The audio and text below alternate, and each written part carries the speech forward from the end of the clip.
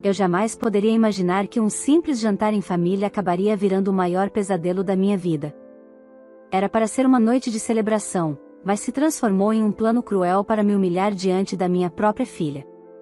Cheguei acreditando que estava incluída, que fazia parte daquele momento especial, mas descobri da forma mais dolorosa que eles tinham preparado tudo para que eu ficasse sozinha, abandonada com uma conta absurda de R$ 1.400 para pagar. A vergonha, o choque e a raiva se misturaram dentro de mim, enquanto via minha filha sem entender o que estava acontecendo. O que eles não imaginavam é que, dessa vez, eu não iria me calar. Você vai se surpreender com a reviravolta dessa história e com o que a justiça exigiu da minha família. Olá, seja bem-vindo ao canal Histórias Surpreendentes. Curta e se inscreva nesse canal, aproveite e ative as notificações. Comente aqui de qual cidade você está assistindo, vou adorar saber e deixar um coração no seu comentário. Naquela noite, eu acreditava que viveria um dos raros momentos de aproximação com a minha família. O convite havia chegado de maneira quase inesperada, um jantar especial em comemoração ao aniversário de casamento dos meus pais, no restaurante mais elegante da cidade. Depois de anos sendo tratada como alguém à parte, finalmente pensei que teria a chance de mostrar que, mesmo como mãe solteira, eu era capaz de estar à altura de qualquer reunião familiar. Minha filha, de apenas 9 anos, estava empolgada.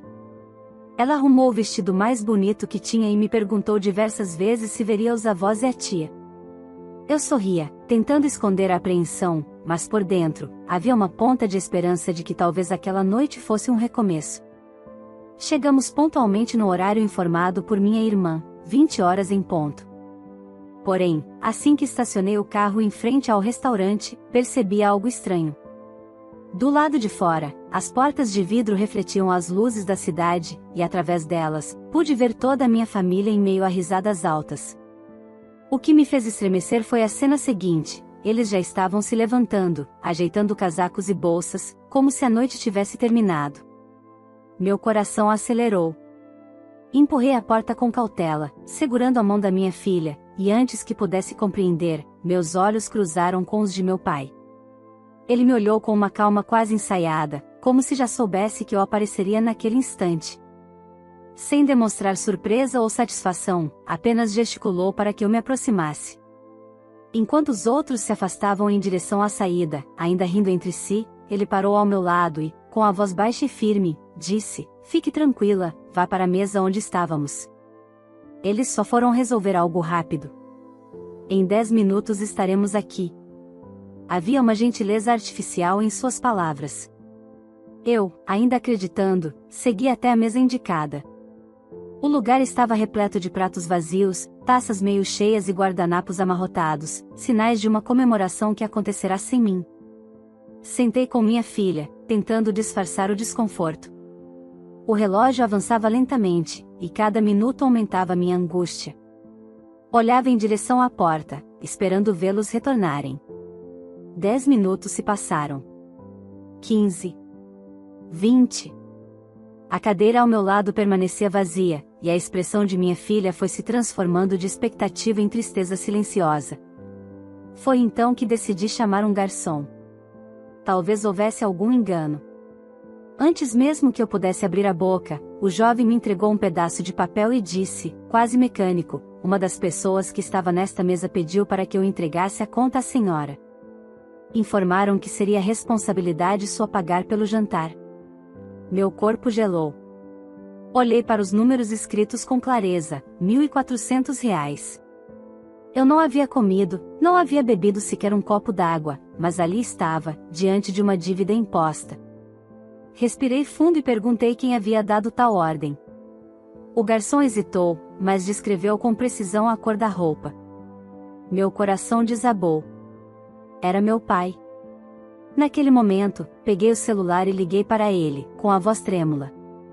Do outro lado da linha, sua resposta foi cruel, sem espaço para dúvidas: "Não queríamos sua presença junto com esse moleque sem pai.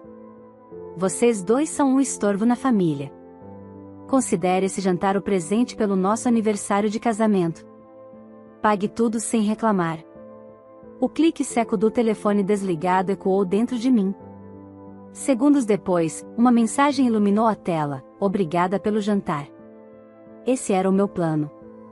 Te passei o horário errado para você não ficar com a gente. Era minha irmã.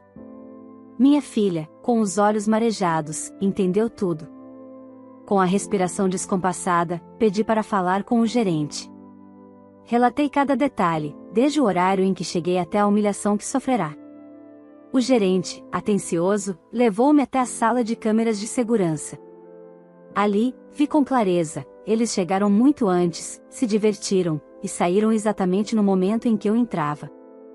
O gerente chamou o proprietário do restaurante, um homem de meia idade que me ouviu em silêncio.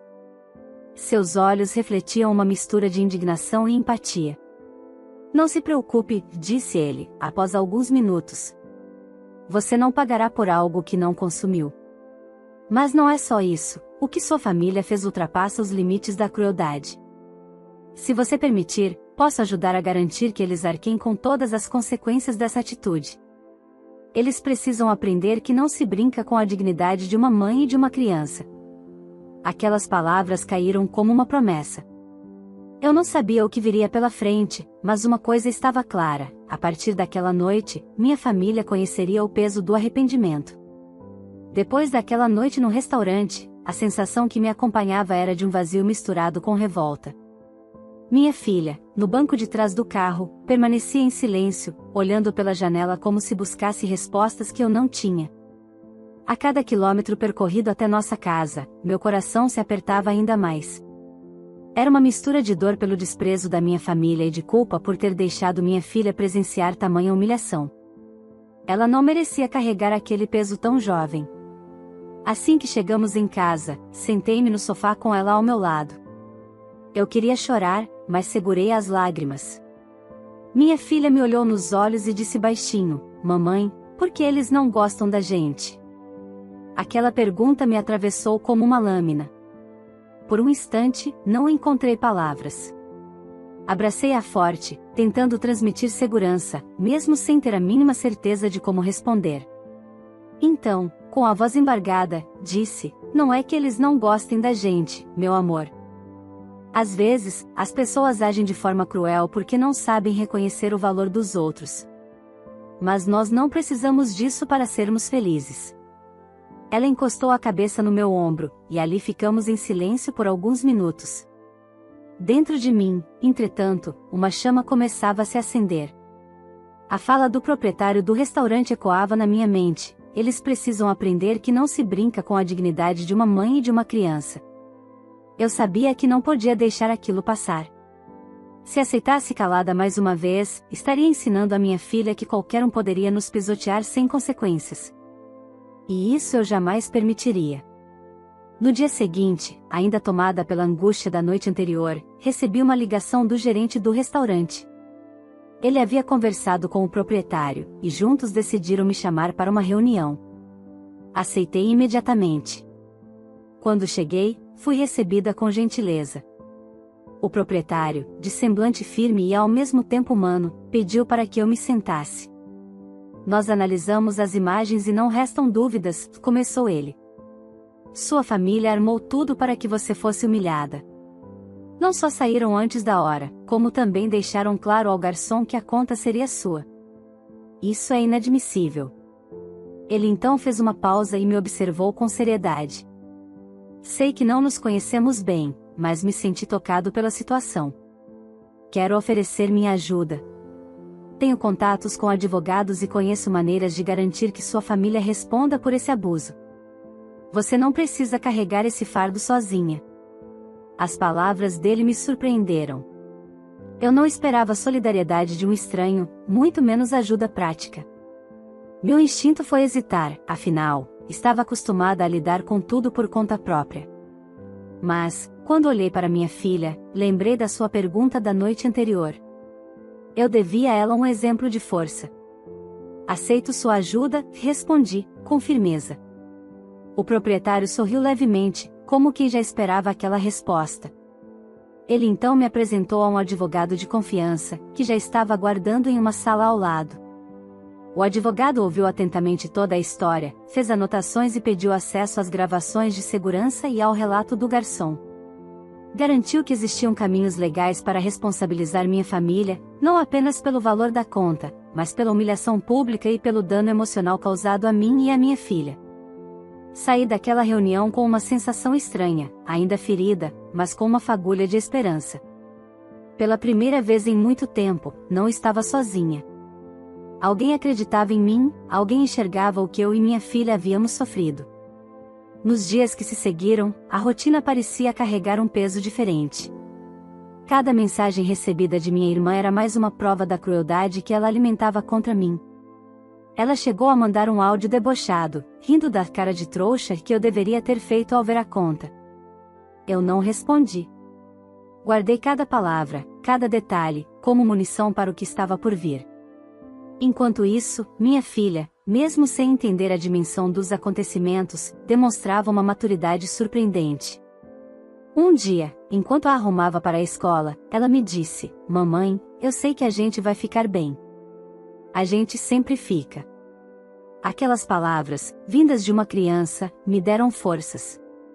Eu sabia que a estrada seria longa, mas havia tomado uma decisão: não deixaria mais que minha família me tratasse como descartável. Eles precisariam enfrentar as consequências de cada humilhação. O advogado marcou uma nova reunião para a semana seguinte, desta vez para definir os próximos passos. Ele falou sobre possíveis medidas judiciais, mas também sobre outras estratégias que poderiam expor a verdade e obrigar meus pais e minha irmã a assumirem a responsabilidade. Eu estava pronta para ouvir. E, pela primeira vez em anos, estava disposta a lutar. Naquela noite, deitada ao lado da minha filha, pensei em tudo o que estava prestes a acontecer. A sensação de medo ainda estava lá, mas agora havia algo novo: coragem. E a certeza de que a história da minha vida estava prestes a mudar para sempre.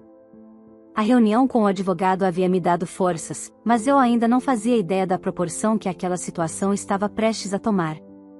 2 dias depois, recebi uma ligação de Ademar, o proprietário do restaurante. Ele pediu que eu passasse novamente no local, dizendo que tinha algo importante para me mostrar. Fui sem hesitar. Quando cheguei, ele me recebeu com um olhar firme e determinado.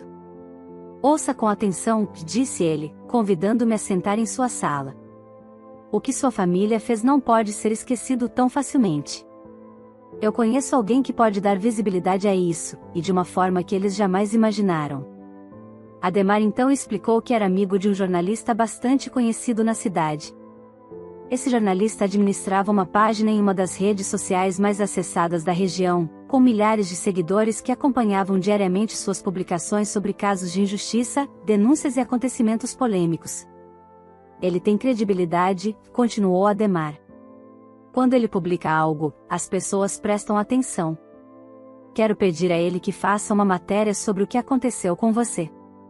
Não apenas um texto, mas mostrando as imagens das câmeras de segurança que comprovam toda a situação." Meu coração disparou. Só de imaginar minha família sendo exposta, senti um misto de medo e alívio. Parte de mim temia a reação deles, mas outra parte ansiava por justiça. "Mas, e se isso me prejudicar?" perguntei, hesitante. Ademar balançou a cabeça com convicção. "Você não fez nada de errado. Quem tem que se preocupar com a imagem deles são eles mesmos. Além disso, deixarei claro ao jornalista que medidas legais estão sendo tomadas. Eles não vão poder tratar essa exposição como fofoca barata. Vai ser verdade documentada." Sem dar tempo para que minhas inseguranças tomassem conta, Ademar pegou o telefone e ligou para o tal jornalista, chamado Gustavo. Em poucos minutos, ele chegou ao restaurante. Era um homem de meia idade, com uma postura firme e olhar curioso. Cumprimentou-me com respeito e ouviu cada detalhe da minha história. Quando viu as imagens das câmeras, balançou a cabeça em indignação. "Isso é revoltante", disse Gustavo. "Não apenas deixaram vocês de lado, mas ainda tentaram obrigá-la a pagar uma conta absurda. E o pior, diante de uma criança. Esse tipo de comportamento precisa ser denunciado." Na mesma noite, a matéria foi publicada. O título era direto: "Família abandona mãe solteira e filha de 9 anos em jantar, deixando conta de R$ 1.400 para elas pagarem." Restaurante confirma a farsa. O texto narrava cada detalhe, ilustrado com trechos das imagens das câmeras que mostravam claramente meus pais, minha irmã e outros parentes deixando a mesa, enquanto eu chegava minutos depois, sozinha com minha filha. O impacto foi imediato. Em questão de horas, a publicação já havia sido compartilhada centenas de vezes. Comentários indignados surgiam sem parar, pessoas revoltadas com a crueldade da situação, mães se solidarizando comigo, gente chamando a atitude da minha família de desumana. No dia seguinte, o alcance havia ultrapassado milhares de pessoas. A história viralizara de uma forma que nem Ademar esperava. Quando vi minha filha sorrir ao perceber que não estávamos sozinhas, senti uma pontada de esperança. Pela primeira vez, o peso não era só meu. A cidade inteira parecia carregar parte daquela dor comigo.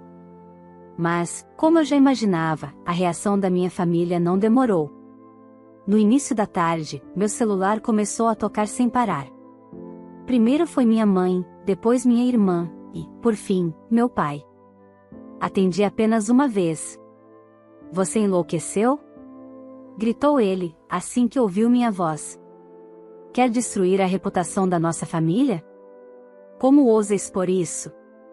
Antes que eu pudesse responder, ele continuou despejando insultos, me chamando de ingrata, de irresponsável, dizendo que eu estava me aproveitando da situação para me vitimizar.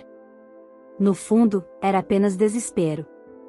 Ele sabia que, agora, não poderia negar o que fizeram.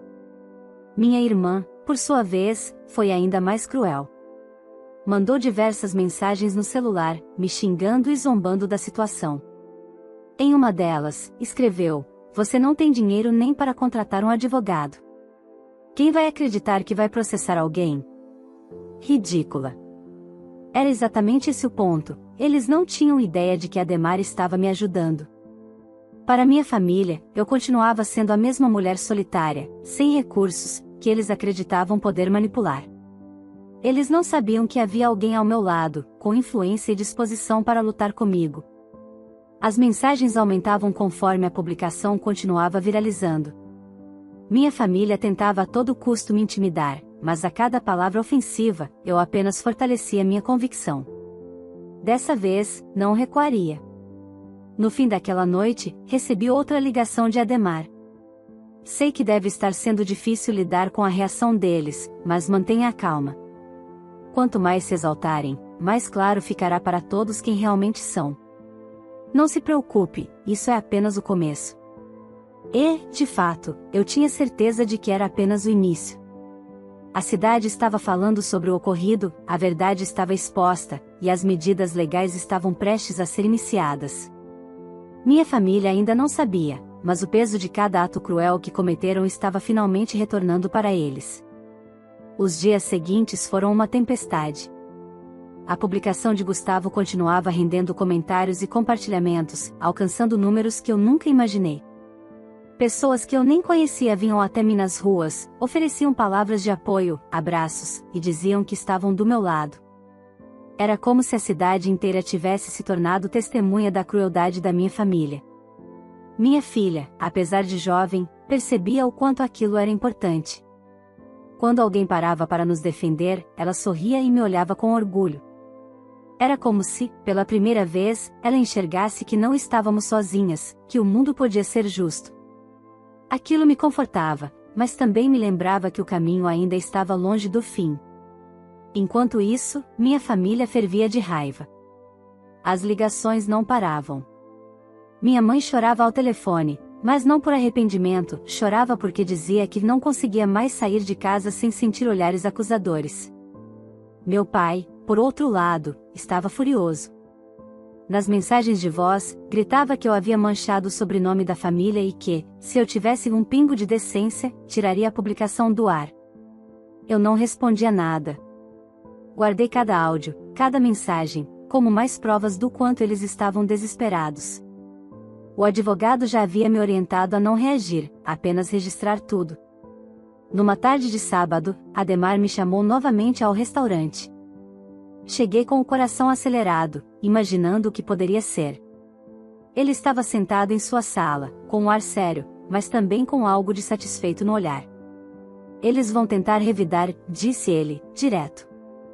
Pessoas assim não aceitam ser expostas sem tentar retaliar. Mas o importante é que você esteja preparada. Ele então me mostrou mais dados. A publicação já havia ultrapassado 100.000 visualizações. Era impossível que minha família não estivesse sendo reconhecida por todos os cantos da cidade. A pressão social estava pesando, e isso era apenas o começo. Enquanto conversávamos, recebi uma notificação no celular. Era uma mensagem da minha irmã. Você acha mesmo que vai vencer? Se prepare, porque ainda vai se arrepender de ter mexido com a gente. Senti um arrepio ao ler aquilo. Era uma ameaça clara, mas, ao mesmo tempo, mais uma prova para fortalecer meu caso. O advogado, ao saber dessa mensagem, ficou ainda mais confiante. Ele me explicou que aquilo configurava intimidação, e que poderia ser usado contra eles em um processo. Pela primeira vez, vi no rosto dele um brilho de determinação que me contagiou. Eles acreditam que você está sozinha, disse o advogado. Mas não sabem que agora você tem aliados. E cada passo errado deles só fortalece nossa posição. Enquanto isso, Gustavo, o jornalista, não recuava. Continuava alimentando sua página com atualizações, destacando a repercussão do caso e ressaltando que medidas legais já estavam sendo encaminhadas. Ele recebia dezenas de mensagens de apoio ao meu favor, e não tinha medo de expor a verdade. Minha família, por sua vez, começou a tentar inverter a situação. Em grupos de conhecidos, meus pais passaram a espalhar que eu havia armado tudo para parecer, que tinha manipulado as imagens, que estava me aproveitando da bondade deles. Mas, quanto mais tentavam se justificar, mais pessoas apareciam para me defender. As provas eram claras demais, e o apoio que eu recebia era maior do que eles imaginavam. Apesar disso, eu não podia negar que havia noites em que o medo batia forte. Pensava nas possíveis vinganças da minha família, no que poderiam tentar contra mim. Foi nesses momentos que encontrei ainda mais força em Ademar. Ele sempre dizia: você não deve ter medo da verdade. Quem deve temer são eles, porque a máscara caiu. Minha filha também me lembrava constantemente do porquê de eu estar lutando. Um dia, antes de dormir, ela me perguntou: mamãe, agora eles vão ter que pedir desculpas? Sorri diante da inocência dela e respondi: não sei se vão pedir desculpas, mas vão aprender que não podem mais nos tratar como lixo. E era isso que me movia, a certeza de que, finalmente, eles estavam sentindo na pele as consequências de tudo o que haviam feito. No meio dessa turbulência, recebi um convite inesperado. Uma rádio local queria que eu desse uma entrevista para falar sobre o caso. Fiquei assustada com a ideia, mas ao mesmo tempo sabia que seria uma oportunidade de mostrar minha versão, sem cortes, sem distorções. O advogado me aconselhou a aceitar, desde que eu fosse cuidadosa com as palavras. Naquela entrevista, com a voz trêmula, mas firme, contei tudo, desde o convite para o jantar até o momento em que me vi sozinha com minha filha e uma conta exorbitante para pagar. As mensagens de ódio, as humilhações de anos, tudo veio à tona. Quando a entrevista terminou, percebi que algo havia mudado. Eu não era mais apenas uma vítima, eu era alguém que estava tendo coragem de enfrentar quem me humilhou. Minha família, ao ouvir a entrevista, ficou em fúria. Recebi novas ligações cheias de insultos. Mas, dessa vez, não chorei. Apenas desliguei, registrei, e segui em frente. Sabia que o pior ainda estava por vir, mas também tinha certeza de que não voltaria atrás. O jogo havia mudado, e agora eu não estava mais sozinha. A cada dia que passava, a repercussão do caso só aumentava. O vídeo com as imagens da câmera de segurança circulava em grupos de mensagens, páginas locais e até em alguns jornais de fora da cidade.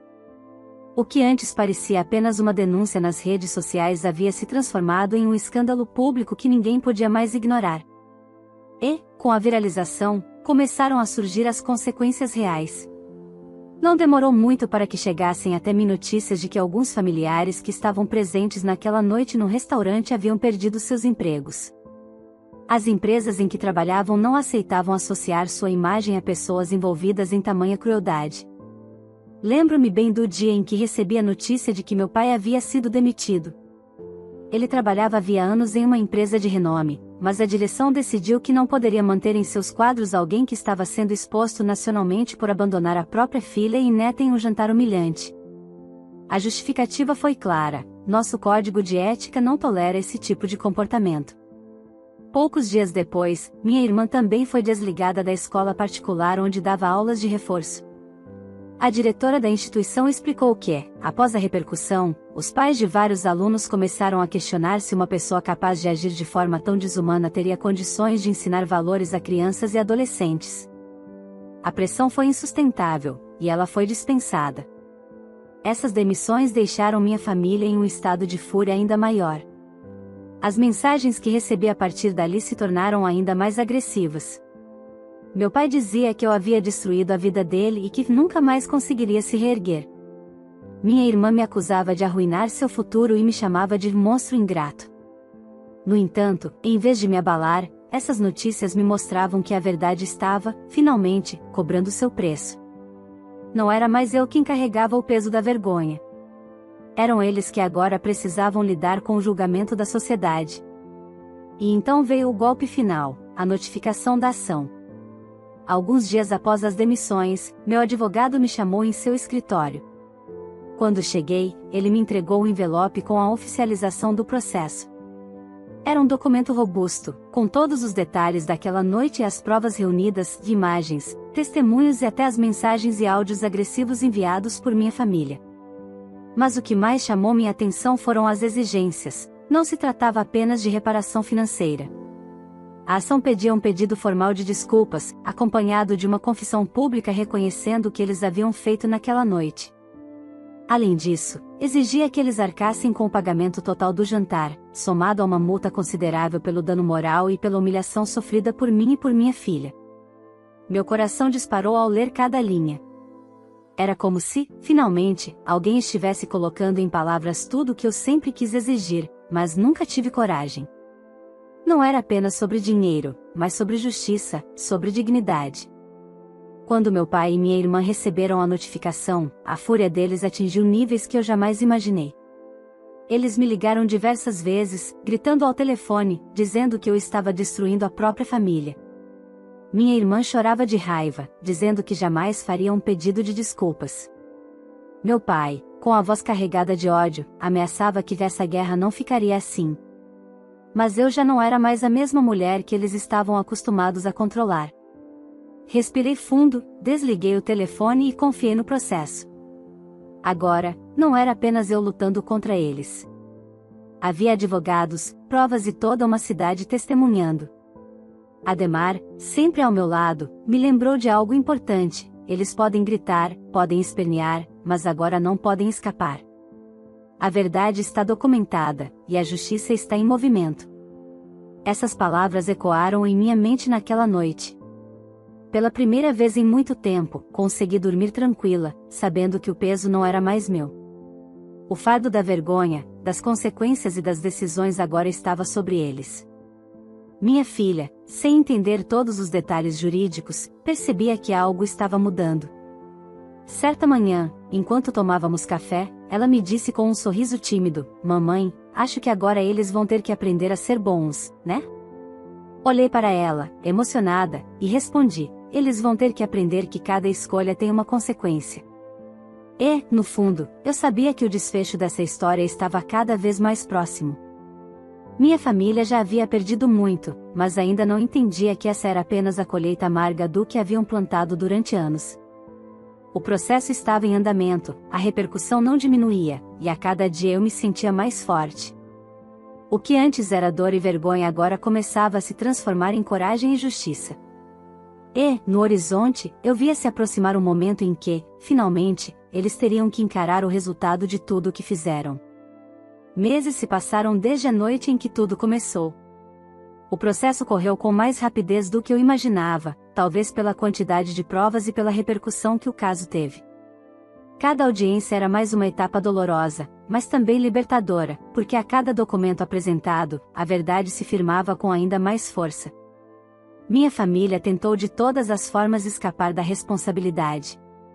No tribunal, Meu pai tentou convencer o juiz de que tudo não passava de um mal-entendido, que a intenção deles nunca foi me humilhar.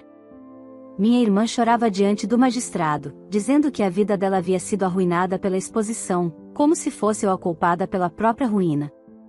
Mas as provas eram irrefutáveis: os vídeos das câmeras, os áudios das ameaças, as mensagens repletas de insultos e zombarias. Não havia como negar. O dia da sentença foi inesquecível. Eu e minha filha estávamos na sala do tribunal quando o juiz anunciou a decisão: minha família foi condenada. Eles deveriam, em caráter imediato, publicar um vídeo nas redes sociais pedindo desculpas públicas a mim e à minha filha. No vídeo, precisariam confessar claramente que haviam armado um plano para deixar toda a conta do jantar para mim, sabendo que seria impossível eu arcar com aquilo sozinha. Além disso, deveriam pagar o valor total do jantar e uma multa considerável pelo dano moral e pela humilhação provocada. O silêncio na sala após a leitura da sentença foi ensurdecedor. Lembro-me de olhar para minha filha e ver seus olhos brilhando de alívio. Ela apertou minha mão com força, como se dissesse que finalmente estávamos livres daquele peso. Os dias seguintes foram ainda mais intensos. A obrigação de gravar e publicar o vídeo se tornou o maior tormento da minha família. Meu pai, orgulhoso como sempre, detestava a ideia de se expor diante de todos. Minha irmã, que tanto se vangloriava de sua boa reputação, agora teria que admitir publicamente o que havia feito. E assim aconteceu. O vídeo foi publicado em todas as redes sociais, com eles visivelmente constrangidos. Meu pai, com o rosto fechado, leu o texto exigido pelo juiz. Ele admitiu que planejou, junto com os demais familiares, sair do restaurante e deixar toda a conta para mim. Reconheceu que a intenção era me humilhar e me sobrecarregar. Em seguida, minha irmã, com lágrimas contidas, pediu desculpas diretamente a mim e à minha filha, reconhecendo que seu comportamento foi cruel e injustificável. O vídeo rapidamente viralizou. Se antes eles tentaram negar, agora a confissão estava exposta para todos. Pessoas comentavam sem parar, muitas apoiando minha coragem, outras criticando o cinismo deles ao se desculparem apenas porque foram obrigados. A cada compartilhamento, a sensação de justiça se fortalecia dentro de mim. O pagamento do jantar e da multa também foi realizado sob supervisão judicial. Ver aquele dinheiro entrar não foi motivo de celebração financeira, mas sim simbólica. Não era a quantia que importava, mas o reconhecimento de que, dessa vez, eles não puderam escapar das consequências. Minha família, claro, ficou ainda mais irada. Meu pai passou a andar cabisbaixo pelas ruas, evitando olhares. Minha irmã praticamente desapareceu das redes sociais, tentando se esconder da vergonha pública. Já minha mãe, que em todo momento se manteve em silêncio conivente, também foi obrigada a se expor no vídeo, o que a deixou em lágrimas diante das câmeras. Enquanto isso, eu sentia que um ciclo havia sido fechado. Não era apenas sobre a dívida do jantar, nem sobre a multa. Era sobre dignidade. Pela primeira vez em toda a minha vida, eu havia vencido. Não me curvei, não aceitei as humilhações calada, e mostrei para minha filha que ninguém tem o direito de nos tratar como menos. Naquele mesmo dia, ao chegar em casa, sentei-me com minha filha no sofá. Ela me abraçou forte e disse: "Mamãe, agora todo mundo sabe a verdade. Você venceu." As lágrimas escorreram pelo meu rosto, mas dessa vez eram de alívio. Eu sorri, beijei a testa dela e respondi: "Não foi só eu que venci, meu amor. Nós vencemos juntas." E, dentro de mim, algo mudou para sempre. Não havia mais espaço para medo ou submissão. Eu sabia que, dali em diante, jamais permitiria que alguém nos diminuísse novamente. O vídeo de desculpas continuava circulando, e as pessoas ainda comentavam sobre o caso. Mas, para mim, o capítulo estava encerrado. A justiça havia sido feita, e eu finalmente podia seguir em frente com a certeza de que, por mais doloroso que fosse, lutar sempre vale a pena. Se essa história te emocionou e você acredita que ninguém merece passar por uma humilhação como essa, não esqueça de deixar o seu like aqui no vídeo, isso ajuda muito o canal a crescer e continuar trazendo histórias incríveis para você. Aproveite também para se inscrever no canal e ativar o sininho, assim você não perde nenhum dos próximos capítulos de superação e justiça que temos preparado. E claro, compartilhe este vídeo com seus amigos e familiares, para que mais pessoas reflitam sobre as consequências das escolhas e sobre a importância de nunca se calar diante de injustiças. Agora eu quero saber de você. Você teria feito o mesmo que a filha fez, enfrentando toda a família e levando o caso até o fim? E de qual cidade você está assistindo este vídeo? Deixe sua resposta nos comentários. Vou adorar saber sua opinião e ainda vou deixar um coração em quem comentar a cidade de onde está acompanhando.